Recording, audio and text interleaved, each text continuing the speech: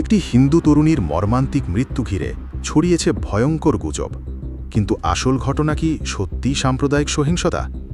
চলুন তথ্য যাচাই করে জেনে নিই আসল সত্য।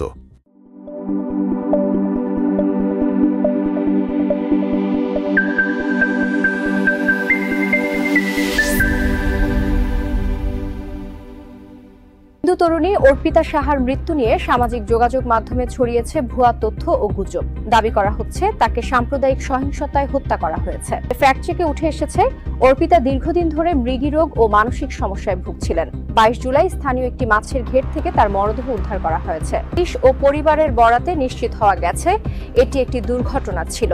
চলুন বিস্তারিত জেনে নেই আমাদের প্রতিবেদক রাফিদ হাসানের রিপোর্টে। সম্প্রতি একজন হিন্দু তরুণী অর্পিতা সাহার মর্মান্তিক মৃত্যু সামাজিক যোগাযোগ মাধ্যমে ব্যাপক জল্পনা কল্পনার সৃষ্টি করেছে এবং একাধিক ভুয়ো তথ্য ছড়িয়ে পড়েছে। দাবি করা হচ্ছে বাগেরহাটের হিন্দু তরুণী অর্পিতা সাহাকে সাম্প্রদায়িক সহিংসতায় হত্যা করা হয়েছে।